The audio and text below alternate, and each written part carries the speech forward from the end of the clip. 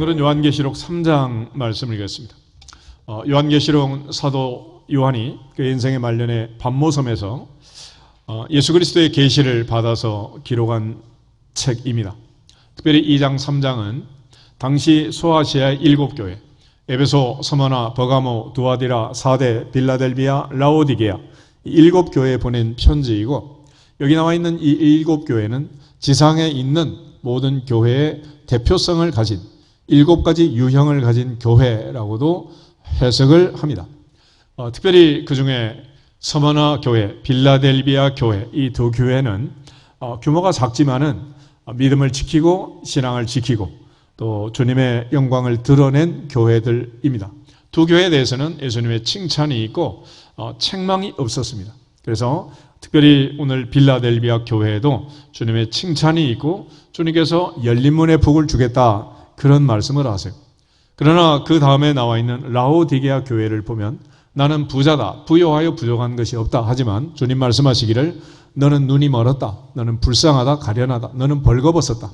내게 금을 사서 내 눈을 열고 너의 벌거벗은 수치를 가리워라 라는 그런 책망의 말씀이 있습니다. 오늘 하나님 앞에서 사람이 보는 것과 하나님이 보는 것은 하늘과 땅처럼 다르다라는 사실을 알고 항상 하나님이 보실 때 내 심령이, 내 삶이, 내 가정이, 교회가 어떠한가라는 것을 반성하면서 하나님 말씀 앞에 겸손하고 겸비해서 늘 하나님의 뜻을 분별하고 하나님께 영광을 돌릴 수 있기를 주님의 이름으로 축복합니다.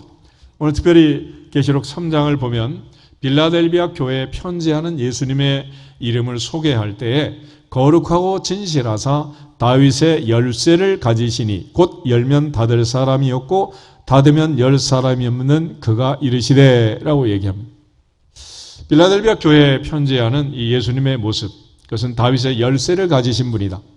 그분이 열면 닫을 사람이 없고 닫으면 열 사람이 없다라고 말합니다. 이 말씀은 여기 갑자기 튀어나오는 얘기가 아니고 선지자 이사야의 예언의 말씀을 이제 성취하는 예수님의 모습을 소개하는 건데, 다 같이 이사야 22장 22절 말씀을 찾아보겠습니다. 구약성경 이사야 22장 22절 한 절만 같이 읽도록 하겠습니다. 내가 또 다윗의 집의 열쇠를 그의 어깨에 두리니 그가 열면 닫을 자가 없겠고 닫으면 열 자가 없으리라. 아멘.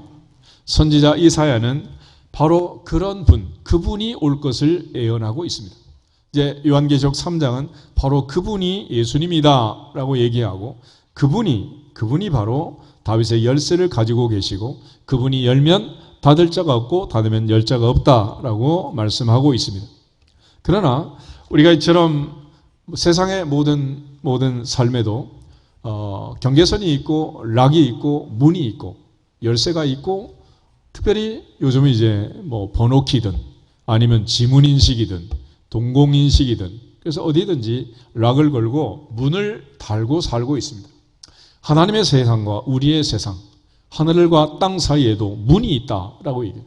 그래서 특별히 하나님이 주시는 이 모든 은혜와 복을 받을 때 중요한 두 가지 사실을 기억해야 되는데, 하나는 하나님 편에서 보면 하나님은 우리 모두에게 대제사장을 위해 축복하다고 축복 기도문을 알려준 것처럼 여호와는 내게 복을 주시고 너를 지키시기를 원한다.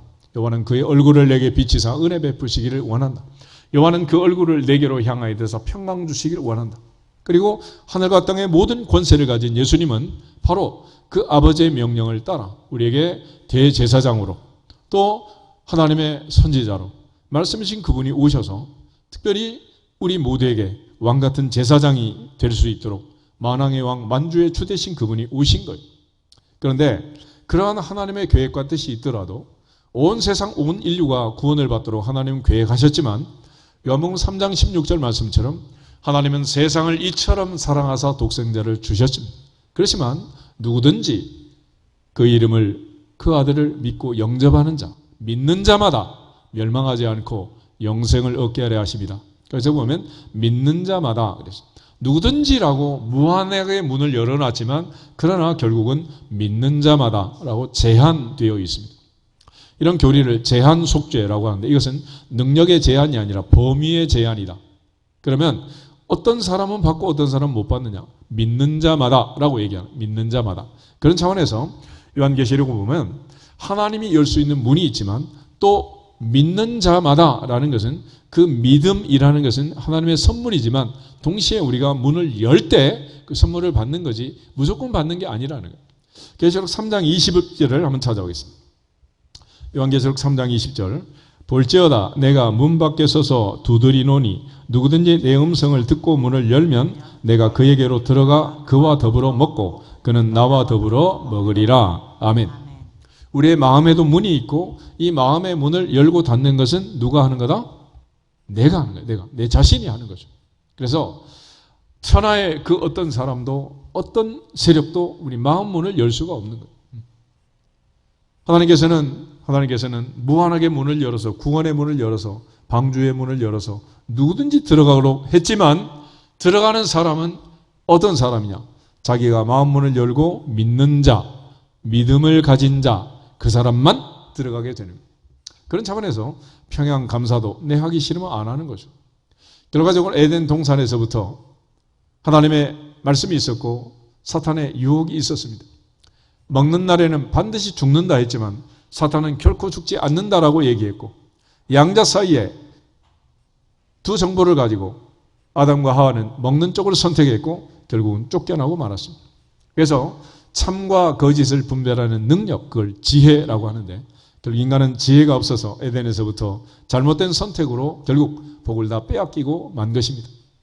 오늘도 하나님께서 우리에게 은혜를 주시고 복을 주셔서 이 자리에 있지만 그러나 예수님 말씀을 들었던 무리들도 보면 누구든지 나의 이 말을 듣고 행하는 자는 그 집을 반석 위에 지은 지혜로운 사람 같다 그랬어요. 그렇지만 누구든지 나의 말을 듣고까지는 같지만 그 이후에 듣고도 행치 않는 자는 그 집을 반석 위에 지은 어리석은 사람 같다라고 말합니다. 주님은 항상 우리에게 지혜로운 사람 되어야 한다. 말씀을 듣고 실천하는 복 있는 사람 되어라 라고 말씀하시는 겁니다. 그러므로 오늘도 우리가 주님 앞에서 스스로 우리 모두 의지적 결단을 가지고 마음문을 열고 주님이 모든 권세를 가지고 열고 닫는 열린 문의 복을 누리기를 주 이름으로 축복합니다.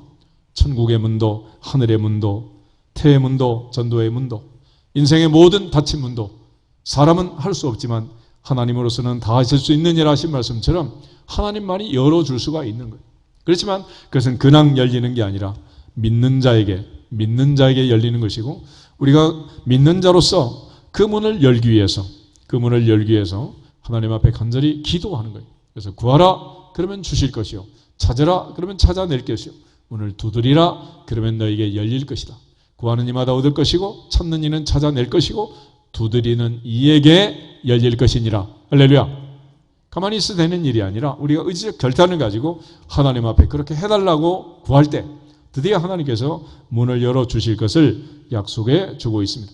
오늘 특별히 빌라델비아 교회는 바로 이러한 다윗의 열쇠를 가지신 주님이 편지할 때 8절에 보면 볼지어다 내가 내 앞에 열린 문을 두었다. 열린 문을 두었다. 아예 빌라델비아 교회는 열린 문을 두었습니다. 그 열린 문은 능히 닫을 사람이 없다. 그러니까 아무도 닫을 수 없는 열린 문의 복을 주셨어.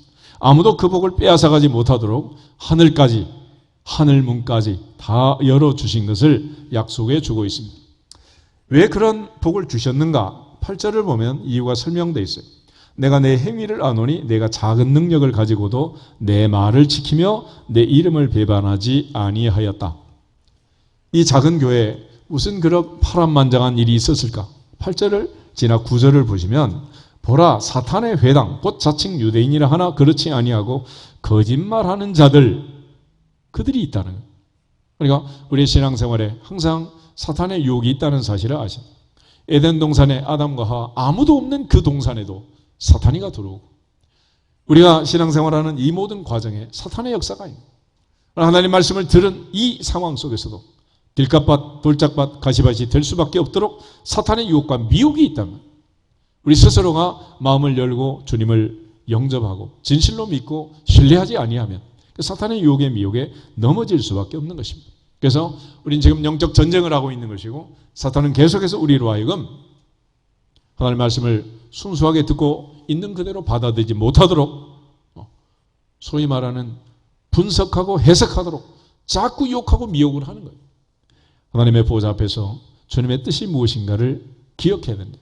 그렇기 때문에 우리에게 제일 필요한 게 뭐냐? 10절을 보면 이렇게 돼요. 10절 같이 한번 읽겠습니다.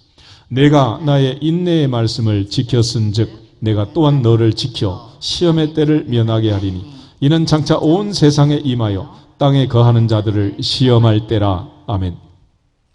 나의 인내의 말씀을 내가 지켰다. 그렇게 말합니다. 신앙생활의 가장 중요한 덕목이 뭐냐? 인내라는 것입니다. 세상살이에서 가장 중요한 것이 뭐냐? 그것도 인내입니다. 아이들이 세상살이를 살아가는 이 과정에서 뭐가 필요하냐? 인내가 필요해요. 결국 참고 인내하지 못하고 원망하고 불평하고 모든 사람이 자기 복을 빼앗기고 마는 것입니다. 사탄은 계속해서 유혹하고 미혹해서 우리로 하여금 그 인내를 저버리도록 하는 거예요. 그런데 우리가 성경적으로 보면 인내라는 것은 무작정 참는 것만을 얘기하지 않습니다. 고린도서 13장을 보면 사랑장에서 사랑을 정의할 때 첫 번째 정의가 사랑은 오래 참고 그래서 참고. 그러니까 하나님을 사랑하는 마음으로, 주님을 사랑하는 마음으로, 교회를 사랑하고 신뢰하는 마음으로 참고 인내하는 거예요. 어린아이들이 요즘 성장하면서 여러 가지 많은 뉴스들이 나옵니다. 이제는 옛날처럼 대가족이 아니니까 할머니, 할아버지가 애들을 다 봐줄 수 있는 것도 아니고 엄마, 아빠가 애들을 다 케어하고 집에 있으면 좋지만은 또 그렇게 하지도 못하고 또 여러 가지 뭐 사회성을 기리니 뭐 글자를 가르치니 이러면서 또 어린이집 유치원에서 막 보내다 보니까 할머니, 할아버지가 내 손자를 사랑으로 돌보는 것하고 유치원 선생님들이 애들 돌보는 것하고 물론 모든 면에서 수준과 그레이드가 다르겠지만은 근본적으로 다른 거는 뭐냐? 사랑이다. 사랑인 거예요. 참고 인내함으로 아이를 돌보고 키우는 것하고 그저 성적만 매겨가지고 똑똑한 순서대로 말 잘하는 순서대로 뭐 키 큰 순서대로 기어다니는 능력 뛰어난 순서대로 줄 세우기만 하면 그게 어떻게 되겠어요? 그래서 특별히 우리가 말씀을 지키고 신앙생활을 한다는 것은 인내가 필요하다. 누가복음에 있는 말씀처럼 너희의 인내로 너희의 영혼을 얻으리라. 결국 마지막까지 천국까지 가는 데 있어서 가장 중요한 덕목이 뭐냐? 인내하는 것이다. 그러므로 이 마지막 때 우리 모두가 아직 살아있다는 것은 아직까지는 참고 있는 거예요. 그러나 많은 사람들이 그냥 못 참겠다는 거예요. 도저히 못 참겠다. 그러면서 다들 아우성을 치고 있는데 못 참는 순서대로 장례식장에서 고객을 받습니다. 결국은 그렇게 가는 거예요. 끝까지 참고 끝까지 인내하고 마지막 열린 문을 통해서 영원한 천국에 들어가기를 주 이름으로 축복합니다.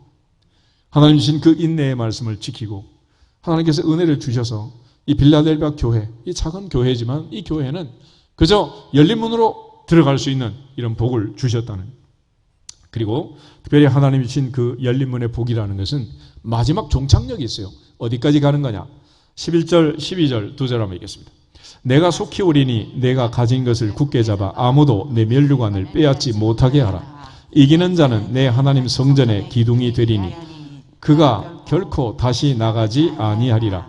내가 하나님의 이름과 하나님의 성 곧 하늘에서 내 하나님께로부터 내려오는 새 예루살렘의 이름과 나의 새 이름을 그 위에 기록하리라. 귀 있는 자는 성령이 교회들에게 하시는 말씀을 들을지어다. 아멘. 마지막 이 자리는 어디냐? 천국을 얘기합니다. 천국. 그래서 우리의 궁극적인 목적은 이 모든 것을 굳게 잡고 끝까지 인내해야 될 이유가 뭐냐? 면류관을 빼앗기지 않도록 해라. 면류관을 빼앗기지 않도록. 하나님의 상급을 빼앗기면 안 된다. 그래서 이기는 자는 하나님의 성전의 기둥이 될 것이다. 하나님의 성 새 예루살렘, 그 성전의 기둥이 된다. 그래서 12사도가 12기둥이 되는 것처럼 성전의 기둥을 삼아줄 것이다. 그리고 결코 나가지 않는다. 결코 나가지 않는다.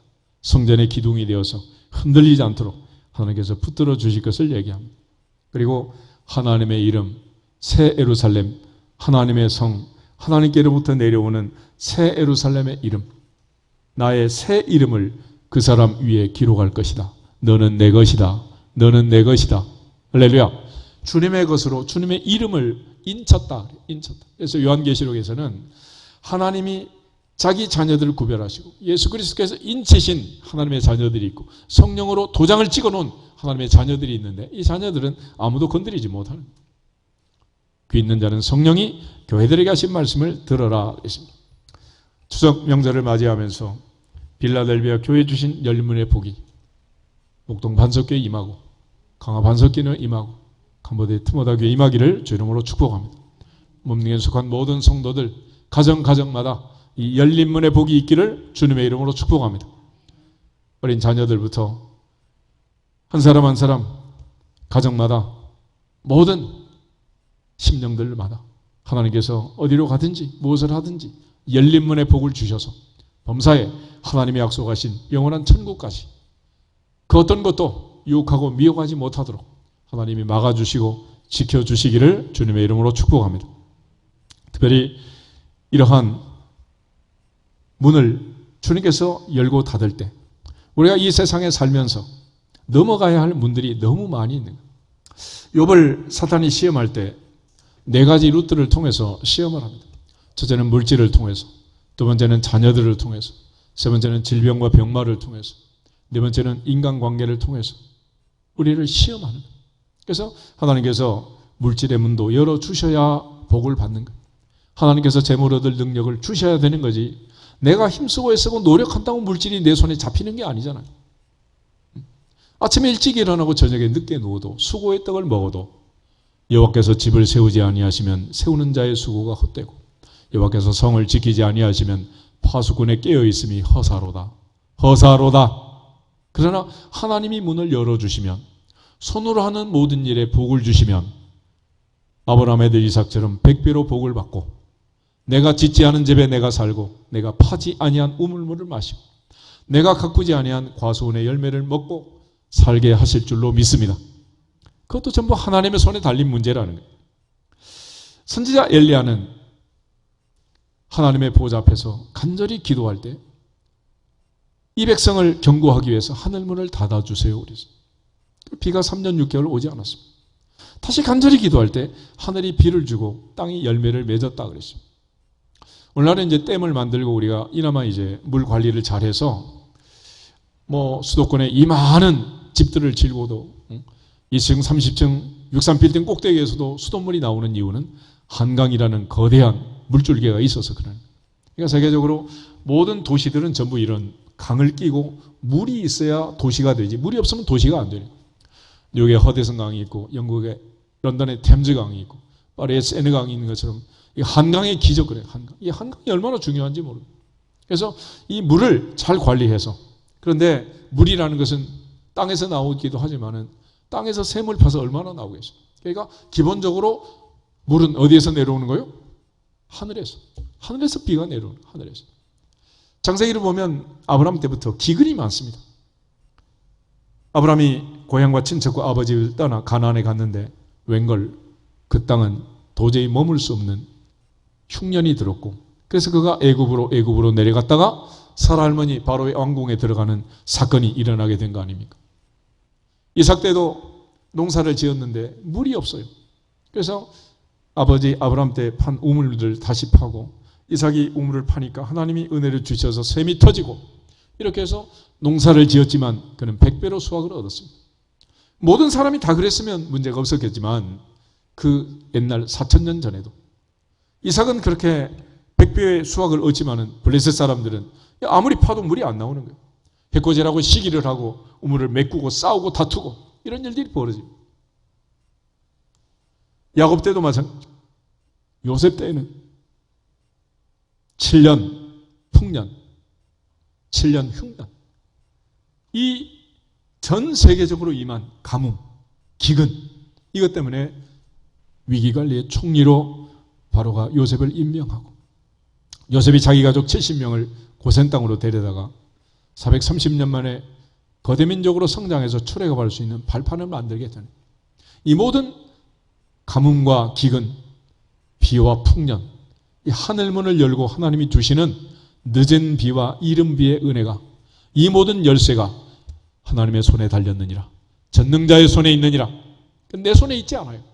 그래서 우상을 숭배하는 자들은 우상한테 예배를 드리고 제사를 하면 비를 주는 줄 알고, 그래서 가나안의 그 많은 바알신, 아세라신 이런 신들은 가나안의 족속들이 만들어낸 신이야. 우리가 농사를 지었는데 비가 오니까 그 신들에게 제사하면 비를 줄 거다. 그래가지고 바알 선지, 아세라 선지들이 생긴 거죠. 엘리야는 바로 그 아합과 이세벨의 시대에 450명의 바알 선지자, 400명의 아세라 선지자, 850대 1의 영적 전쟁을 치르고 하나님께 간절히 기도해서 하늘에서 비가 내리고 3년 6개월 가물어 메마른 땅에 큰 비가 내리는 기적을 일으킨 거 아니겠습니까? 결국 하늘문을 열고 닫는 것은 오직 한 분 전능하신 여호와 하나님밖에 없느니라. 아멘. 그분의 손에 이게 달려있는 거예요. 그래서 하나님께서 이 모든 열쇠를 가지고 있다. 열왕기상 8장을 한번 찾아보겠습니다. 열왕기상 8장을 보면 솔로몬은 성전을 봉헌하면서 하나님께 기도하면서 바로 그런 상황을 대비해서 하나님 앞에 기도합니다. 특별히 이사야가 말한 것처럼 내 집은 만민이 뭐하는 집? 기도하는 집. 그래서 하나님이 하늘에서 들으시고 응답해 달라고 간절히 기도를 해요. 그 중에 27절부터 30절을 먼저 보겠습니다. 하나님이 참으로 땅에 거하시리이까 하늘과 하늘들의 하늘이라도 주를 용납하지 못하겠거든 하물며 내가 건축한 이 성전이 오리이까. 그러나 내 하나님 여호와여 주의 종의 기도와 간구를 돌아보시며 이 종이 오늘 주 앞에서 부르짖음과 비는 기도를 들으시옵소서. 주께서 전에 말씀하시기를 내 이름이 거기 있으리라 하신 곳 이 성전을 향하여 주의 눈이 주야로 보시오며 주의 종이 이곳을 향하여 비는 기도를 들으시옵소서. 주의 종과 주의 백성 이스라엘이 이곳을 향하여 기도할 때 주는 그 간구함을 들으시되 주께서 계신 곳 하늘에서 들으시고 들으시사 사하여 주옵소서. 아멘. 그리고 나서 31절 만일, 33절 만일, 35절 만일 이러면서 모든 경우를 얘기하는데 그 중에 35절, 36절 한번 읽겠습니다. 35절 만일 그들이 주께 범죄함으로 말미암아 하늘이 닫히고 비가 없어서 주께 벌을 받을 때에 이곳을 향하여 기도하며 주의 이름을 찬양하고 그들의 죄에서 떠나거든 주는 하늘에서 들으시사 주의 종들과 주의 백성 이스라엘의 죄를 사하시고 그들이 마땅히 행할 선한 길을 가르쳐 주시오며 주의 백성에게 기업으로 주신 주의 땅에 비를 내리시옵소서. 아멘. 만약 비가 오지 않을 때 하나님을 향하여 간절히 기도하면, 특별히 성전을 향해서 기도하면 하나님은 하늘에서 들으시고 비를 내려 주시옵소서. 결국 성전은 어떤 건물이냐? 하늘과 하늘들의 하늘도 용납할 수 없는 그 하나님을 작은 성전 안에 가둘 수 없잖아요. 성전은 하나님을 위한 집이지. 그런 집처럼 보이지만 실상은 우리를 위한 집이에요. 인간은 어리석어서 눈에 보이는 것 외에는 보지를 못하니까. 하나님 우주 공간에 충만하고 달나라에도 별나라에도 그 어디에도 계시지만 인간은 이 성전을 향해서 성전을 통해서 성전의 임재 아래 하나님을 섬기도록 그렇게 하신 거예요. 우리가 기도할 수 있도록 우리를 위해서 하나님이 성전을 허락하시고 이 성전을 향해서 성전에서 기도할 때 하나님이 들으시고 응답하도록 그렇게 해주신 거예요. 오늘도 하나님의 보좌 앞에 예배드리면서 하나님께 기도할 때 하늘문이 열리기를 주의 이름으로 축복합니다. 그래서 모세는 이스라엘 백성들에게 가나안 땅에 들어가거든 어떤 일이 있더라도 이런 가뭄이 와가지고 화를 당하는 일이 있을까 두렵다. 그런 일이 없도록 해라 라고 경고의 말씀을 주셨는데 우리 신명기 말씀을 한 번 더 보겠습니다. 11장 신명기 11장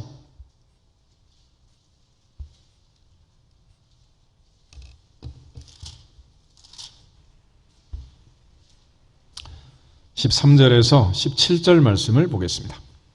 13절 내가 오늘 너희에게 명하는 내 명령을 너희가 만일 청종하고 너희의 하나님 여호와를 사랑하며 마음을 다하고 뜻을 다하여 섬기면 여호와께서 너희의 땅에 이른 비 늦은 비를 적당한 때에 내리시리니 너희가 곡식과 포도주와 기름을 얻을 것이요 또 가축을 위하여 들에 풀이 나게 하시리니 내가 먹고 배부를 것이라. 너희는 스스로 삼가라. 두렵건대 마음에 미혹하여 돌이켜 다른 신들을 섬기며 그것에게 절함으로 여호와께서 너희에게 진노하사 하늘을 닫아 비를 내리지 아니하여 땅이 소산을 내지 않게 하심으로 너희가 여호와께서 주신 아름다운 땅에서 속히 멸망할까 하노라. 아멘.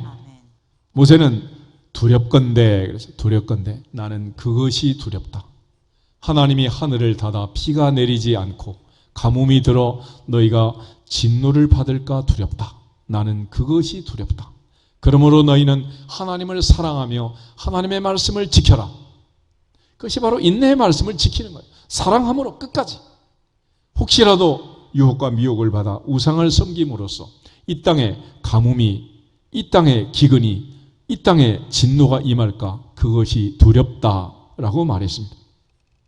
특별히 야곱은 베델에서 하나님 앞에 서원 기도를 드렸어요.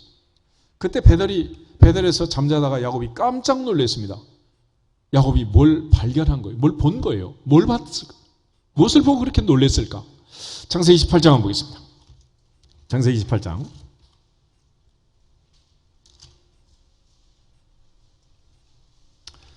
16절부터 22절을 같이 한번 읽겠습니다.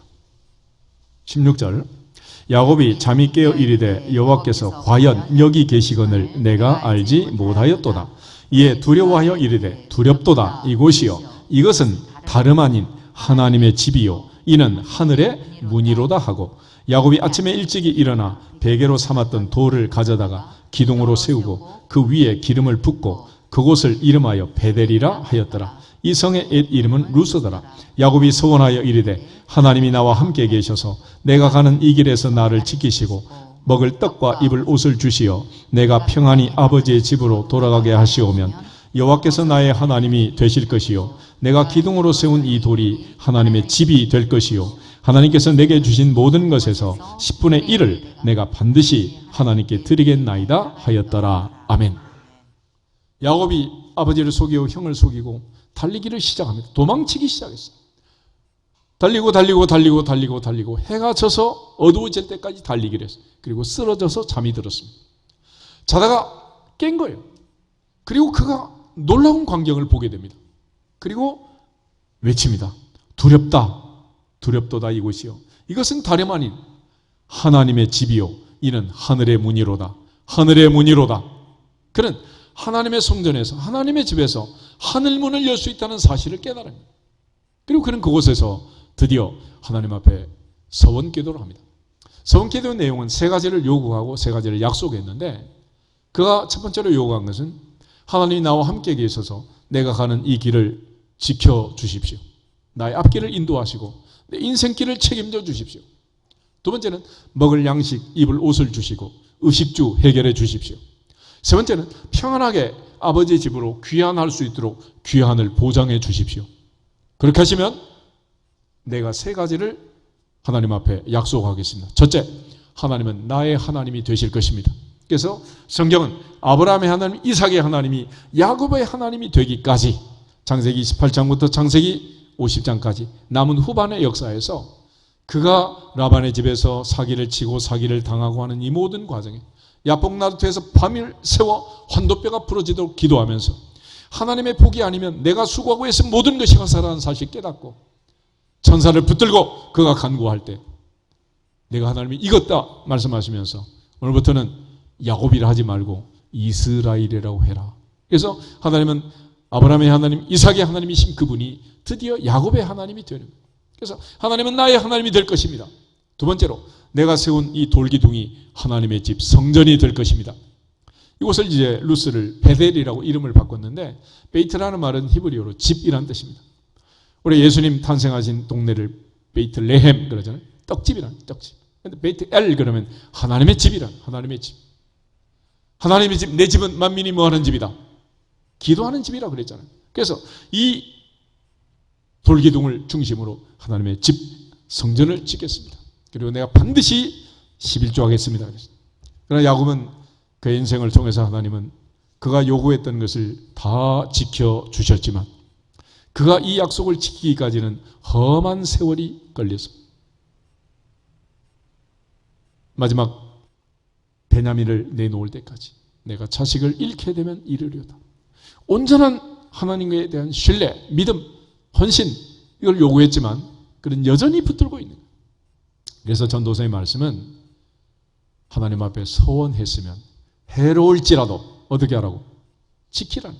네 머리 네 계산기 가지고 계산하지 말고 하나님께 약속을 지키면 복은 누가 주신다? 하늘문은 누가 열어주신다? 그건 우리가 여는 게 아니란 말이에요. 70억이 담합한다고 해서 하늘문이 열리는 게 아니에요. 하나님이 열어주지 않으면 아무도 열 수 없다 했습니다. 그래서 1단계 이 물질 때문에 많은 사람들이 시험에 들어서 넘어가지 못하고 얼마나 많은 사람이 추락하는지 몰라요. 마지막에 회개하는 것은 호주머니다라는 말씀처럼 11제 문제는 구약성경 전편에 걸쳐서 말라기 때까지 이스라엘 백성들을 시험하는 시험거리가 돼요. 말라기 3장 한번 보겠습니다.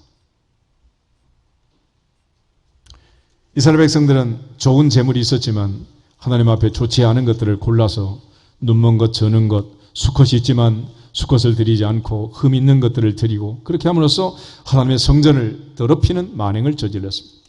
그리고 특별히 하나님 앞에 11조를 내지 않고 하나님의 것을 도둑질했다. 그런 표현을 3장 7절, 8절에 보면 쓰고 있습니다. 그런데 9절, 10절, 11절, 12절까지 같이 한번 읽어보겠습니다. 너희 곧 온 나라가 나의 것을 도둑질하였으므로 너희가 저주를 받았느니라. 만군의 여호와가 이르노라. 너희의 온전한 11조를 창고에 들여 나의 집에 양식이 있게 하고 그것으로 나를 시험하여 내가 하늘 문을 열고 너희에게 복을 쌓을 것이 없도록 붙지 아니하나 보라. 만군의 여호와가 이르노라. 내가 너희를 위하여 메뚜기를 금하여 너희 토지 소산을 먹어 없애지 못하게 하며 너희 밭에 포도나무 열매가 기한 전에 떨어지지 않게 하리니 너희 땅이 아름다워짐으로 모든 이방인들이 너희를 복되다 하리라. 만군의 여호와의 말이니라. 아멘. 하나님을 시험하면 죽게 되어 있습니다. 그런데 하나님께서 말라기 때까지 우리에게 복을 주기 위해서 못 믿겠으면 시험을 해봐라. 그래서 시험을 해봐라. 내가 하나님께 드리면 드리고 나서 가난하게 거지가 되는지 하나님께서 쌓을 것이 없도록 복을 주셔서 더 풍성하게 30배, 60배, 100배 열매가 맺는지 해봐라 그랬어요. 그래서 이때부터 하나님 앞에 이걸 해보고 안 된 사람은 한 사람도 없는 거예요. 하나님 다 그렇게 약속했기 때문에 하나님의 말씀은 1.1획도 변함없이 다 이루어진다. 하나님의 성전을 하나님께서 우리에게 허락하신 이유는 우리가 하나님께 기도할 때 하나님이 들으시고 응답하기 위해서, 또 우리가 간구하면 하나님께서는 가장 좋은 것들을 하늘의 보물창고를 열어서 하늘문을 열어서 우리에게 주시려고 하는 거예요. 예수님께서 이 땅에서 마태복음 16장에 베드로의 신앙 고백을 들으시고 교회를 설립할 것을 말씀합니다. 내가 반석이요 내 교회를 세우리니 음부의 권세가 이기지 못하리라. 그러면서 주님이 그 다음에 놀라운 얘기를, 내가 진실로 내게 이르노니 내가 천국 열쇠를 내게 주겠다. 근데 그 천국 열쇠는 땅에서 매면 하늘에서 매고 땅에서 풀면 하늘에서 풀리는 열쇠다 그랬어요. 근데 그게 무슨 말이냐? 이해를 못한 거야. 한동안 이해를 못했습니다. 근데 요즘은 우리 전부 이제 리모트 컨트롤 시스템을 가지고 있잖아요. 심지어 화성에까지, 달나라 별나라까지 인공위성을 보내고 지구에서 스위치를 누르면 화성에서 움직이고 모든 그런 세상이 되잖아요. 스위치를 누르면 텔레비가 켜지고 꺼지고 불이 켜지고 꺼지고 이런 세상을 살고 있는 거예요. 그래서 예수님께서 2000년 전에 다시 한 번 더 설명을 하셨는데 그 설명을 보면 천국 열쇠 사용법이 나와 있어요. 마태복음 18장 한번 보겠습니다. 18절에서 20절에 있는 말씀. 마태복음 18장 18절에서 20절. 진실로 너희에게 이르노니 무엇이든지 너희가 땅에서 매면 하늘에서도 매일 것이요 무엇이든지 땅에서 풀면 하늘에서도 풀리리라. 진실로 다시 너희에게 이르노니 너희 중에 두 사람이 땅에서 합심하여 무엇이든지 구하면 하늘에 계신 내 아버지께서 그들을 위하여 이루게 하시리라. 두세 사람이 내 이름으로 모인 곳에는 나도 그들 중에 있느니라. 아멘. 18절에 매면 풀면 매면 풀면 하늘에서 매일 것이고 하늘에서 풀리리라 그랬습니다. 다시 너희에게 말한다. 너희 중에 두 사람이 땅에서 합심하여 무엇이든지 구하면 그랬어요. 그러니까 매면, 풀면, 구하면 전부 다 동의어예요. 동의. 그래서 하나님 앞에 메고 푸는 방법이 뭐냐? 하늘에서 메고 하늘에서 풀리는 중요한 천국 열쇠 사용법이 뭐냐? 합심기도. 합심기도. 그래서 두세 사람이 내 이름으로 모인 곳에는 나도 그들 중에 있다 그랬는데, 유대인의 개념으로 보면 두 사람은 부부를 얘기하고 세 사람은 자녀를 얘기하는, 가정에서부터 우리가 합심해서 기도하면 하늘이 열리느니라, 하늘문이 열리느니라. 그렇게 해서 하늘문을 열라는, 하늘문을 예수님께서 그렇게 알려주신 거죠. 오늘날 하늘문은 단지 비가 내리고 땅이 열매를 맺고 눈에 보이는 물질만을 열매 맺는 그런 게 아니에요. 하늘문을 여시고 영원한 천국에 들어가도록 구원의 문을 열어주시는 거죠. 예수님께서 부자 청년이 왔다가 근심하며 떠나갈 때 측은히 여기시면서 혼잣말을 하세요. 부자가 천국 가기는 낙타가 바늘기로 들어가는 것보다 더 어렵다. 그런 말씀을 하죠. 제자들이 듣고 깜짝 놀랐습니다. 아니 주님, 무슨 말씀을 그렇게 하세요? 돈으로 안 되는 게 있나요? 머니가 최고지. 돈으로 안 되는 게 뭐 있어요? 그럴 때 예수님께서 그러면 도대체 누가 구원을 받습니까? 그럴 때 사람으로는 할 수 없지만 하나님으로서는 다 하실 수 있느니라.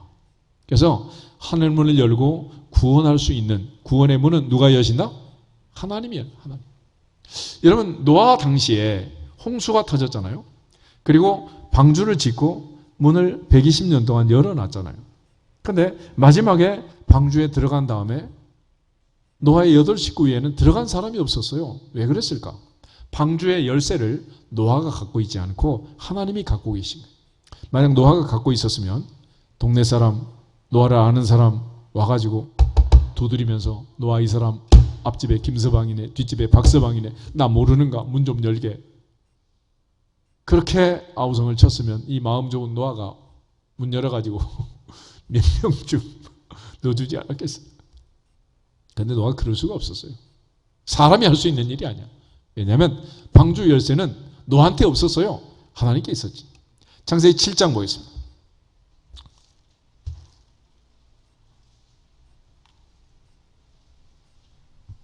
15절, 16절 두 절을 보겠습니다. 무릇 생명의 기운이 있어 육체가 둘씩 노아에게 나와 방주로 들어갔으니 들어간 것들은 모든 것의 암수라. 하나님이 그에게 명하신 대로 들어가매 여호와께서 그를 들여보내고 문을 닫으시니라. 아멘. 방주문을 누가 닫았어요? 하나님이 닫아버렸어요. 그래서 우리가 찬송할 때도 한 번 닫힌 구원의 문 또 열려지지 않으리.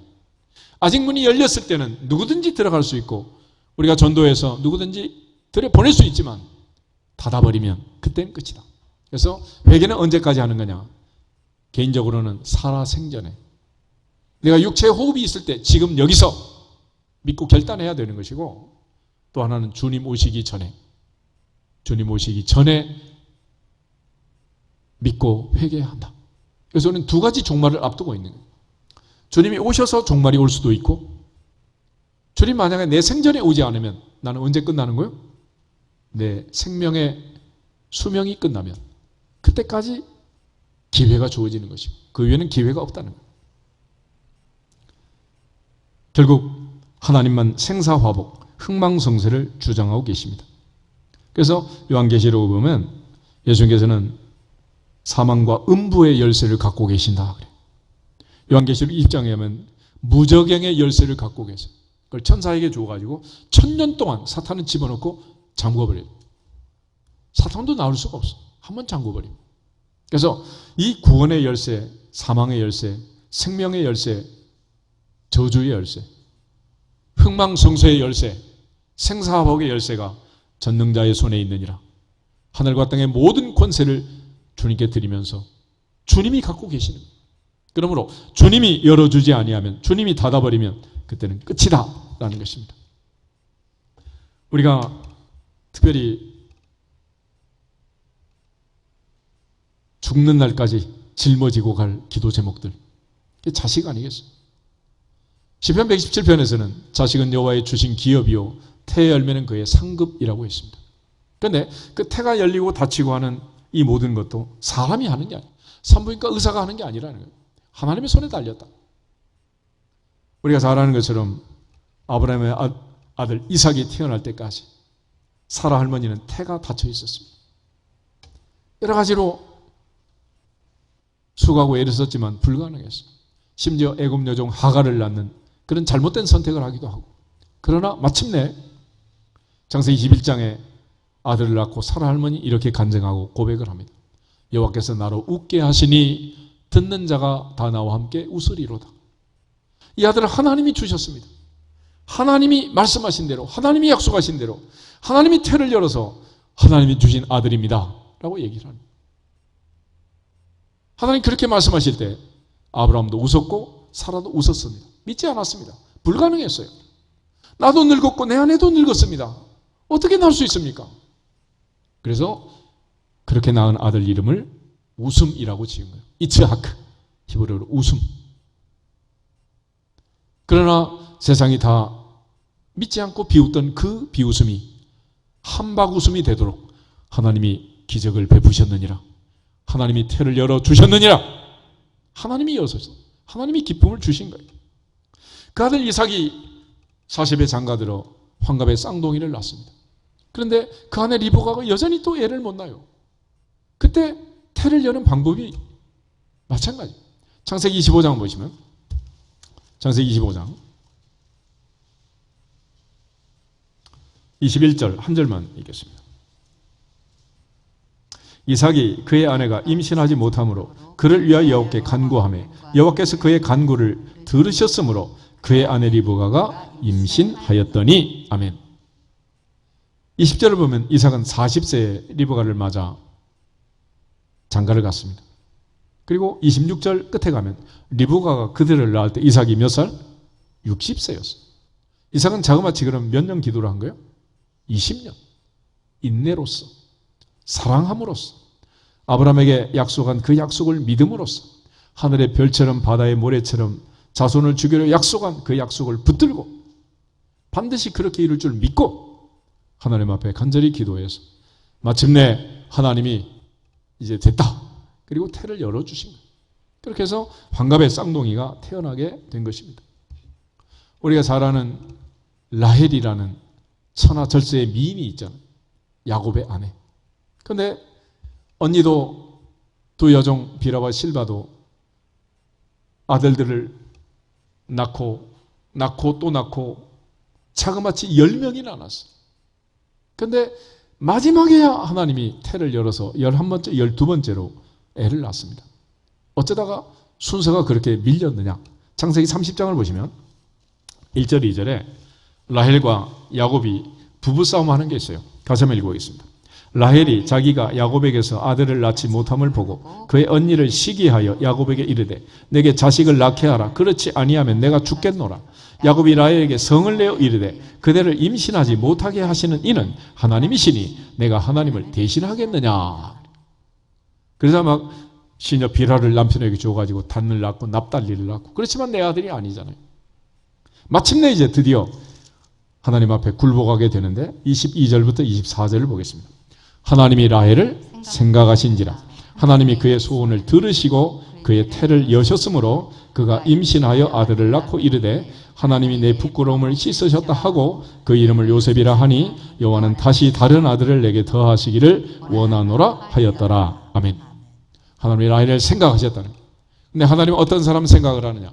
창세기 19장 29절에 있는 말씀처럼 하나님이 아브라함을 생각하사 롯을 그 거하는 성을 엎으실 때에 구출했다 그랬어요. 하나님은 기도하는 아브라함의 기도를 듣고 50명, 45명, 40명, 30명, 20명, 10명 깎아 내려가면서 살려달라고, 의인과 악인을 동시에 멸하는 것은 옳지 않다고 간절히 기도하던 그 아브라함을 생각하사 롯을 건져낸 거예요. 사무엘상 1장에도 보면 사무엘의 어머니 한나가 하나님께 소원 기도를 합니다. 나를 생각하시고 나를 잊지 아니하시고 나를 돌보시고 나를 기억하시고 나에게 아들을 주시면 내가 반드시 바치겠습니다. 그래서 사무엘상 1장에 보면 그 안에 엘가나가 한나를 데리고 집에 가서 동침할 때 여호와께서 한나를 생각하시니라. 그렇게 해서 사무엘이 태어나게 되는 거예요. 이 라헬은 하나님 앞에 끝까지 얼굴만 가지고 밀어붙였지만 하나님 앞에 미인계는 안 통한다. 하나님 어떤 여자를 생각하느냐? 이쁜 여자 아니고 기도하는 여자. 그래서 그가 소원을 하나님 앞에 간절히 기도할 때 하나님이 드디어 그의 소원을 들으시고 그를 생각하시고 그의 태를 열어주심으로써 11번째 요셉이 태어나고 하나 더 달라고 해서 12번째 베냐민을 낳다가 세상을 떠나고 만 거예요. 자식은 누가 주신다? 하나님이 주시면. 이 얘기는 무슨 얘기냐면 자식은 내 자식이 아니고 누구 자식이라고? 하나님 자식이야. 그래서 암탉이 알을 품고 오리알도 품고 같이 부화를 시키면 다 내 새끼인 줄 아는데 봄이 되어 봄나들이 가면서 개울가로 나가면 내 자식 병아리는 물을 보면 겁을 내고 물 한 모금 입에 물고 하늘 한번 쳐다보고 그러나 내 아들 아니 오리 새끼는 어디로 들어가? 물로 쑥 들어가는 거예요. 그래서 이게 내 아들인지 아닌지 테스트하는 방법은 뭐냐? 하나님 앞에 기도하면 알 수 있어요. 내가 하나님 아버지 그러면 추석 명절에 세배하는 것처럼 하나님 할아버지 그런 녀석들은 내 아들이고 하나님 아버지 그런 애들은 다 하나님의 아들들이고 하나님이 내게 주신 기업으로 친 내 자식 같지만 내 자녀이기 전에 누구의 자녀다? 하나님 자녀, 하나님 자녀. 그러므로 내가 염려하고 내가 걱정할 것도 아니고 내가 원하는 대로 끌고 갈 것도 아니고 하나님의 뜻을 이루고 하나님이 기뻐하는 인생을 살도록 기도하고 믿음으로 살아갈 수 있도록 잘 길러서 하나님이 맡기신 하나님의 자녀들을 하나님의 뜻대로 양육할 수 있기를 주의 이름으로 축복합니다. 결국 하나님께서 태를 열어서 하나님의 자녀를 주셔야 돼요. 그래서 여자 중에 제일 불행한 여자는 애를 낳지 못하는 여자라고 얘기하잖아요. 미갈이라는 사울의 딸이 있습니다. 다윗의 아내가 되었던 미갈. 미갈은 다윗의 흉을 보다가 하나님이 벌을 내렸는데 평생 자식이 없었다 그래요. 평생. 하나님 앞에서 이처럼 눈에 보이는 물질도 자녀도 다 복을 받아야 되겠지만 더 중요한 것은 노아의 가정처럼 구원의 방주에 들어가야 할 줄로 믿습니다. 라합의 가정처럼 붉은 줄을 달고 하나님의 구원을 받고 여리고성이 무너질 때 살아남는 가정이 돼야 됩니다. 특별히 사도 바울은 이 복음 전파를 위해서 주님이 내린 지상 명령을 위해서 사명을 감당하기 위해서 달려갈 길을 마칠 때까지 그는 복음을 전했는데 사도 바울은 기도를 늘 부탁을 해요. 그런데 바울의 기도 부탁은 다른 게 아니었습니다. 골로새서 4장을 한번 찾아보겠습니다. 골로새서 4장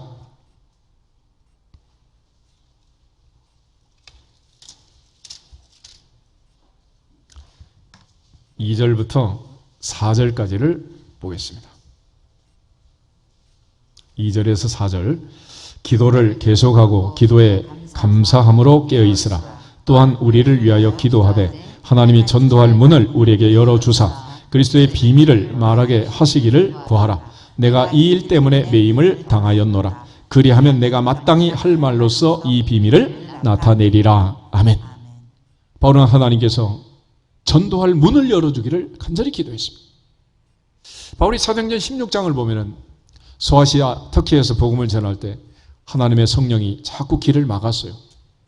그래서 왜 그런가라고 하루는 환상을 보는데 건너편 그리스 마게도냐 지역에서 한 사람이 손짓을 합니다. 이쪽으로 좀 와달라고. 이쪽에 지금 너무 많은 사람들이 갈급하고 갈망하고 있다고. 그래서 그가 하나님의 뜻으로 알고 마게도냐로 넘어가게 됩니다. 그가 첫 번째 성 빌립보에 들어가서 도대체 하나님이 왜 나를 이곳으로 보냈을까? 안식일날 빨래터로 나갔더니 많은 여인들이 있는 거예요. 그래서 복음을 전했는데 하나님께서 놀랍게 루디아라는 자주장사 루디아의 마음을 열어가지고 주님을 영접하고 바울을 자기 집에 들이고 세례받고 온 집안이 은혜를 받는 그 구원의 역사가 이루어지게 됩니다. 바울이 또 저작거리에 다니면서 아니 도대체 왜 나를 이곳에 보냈나? 그러고 다니는데 거기에 점치는 귀신 들린 여종아이가 있었어요. 이 아이가 바울을 보면 신라를 보면 지극히 높으신 하나님의 종, 하나님의 사람들이요. 이러면서 막 이러니까 너무 마음이 심령이 괴로워서 귀신을 내쫓고 아이를 고쳐줬습니다. 그러면 박수를 쳐야 되는데 주인이 애가 능력이 없어지고 점을 못 치니까 영업 방해로 고발을 한 거예요. 감옥 안에 들어갔죠. 들어가서 얼마나 맞았는지 잠을 자지 못해 아파가지고 기도하고 찬송하고 기도하고, 왜 도대체 우리를 이곳에 보내서 감옥까지 집어넣으십니까? 그랬더니 그날 밤 하나님의 놀라운 응답이 왔습니다. 옥문이 트지고 지진이 나고 난리가 난 거예요. 간수장이 등불 들고 뛰어와가지고 이 광경을 보고는 자결하려고 합니다. 그때 바울이 걱정하지 마라, 멈춰라, 우리 안 도망갔다. 그래서 이 사람이 선생들아, 내가 어떻게 구원받을 수 있느냐. 뛰어와서 바울과 실라를 아픈 자리를 싸매주고 고쳐주고 바울로 놀라운 말을 듣습니다. 주 예수를 믿으라, 그래야면 너와 내 집이 구원을 받으리라.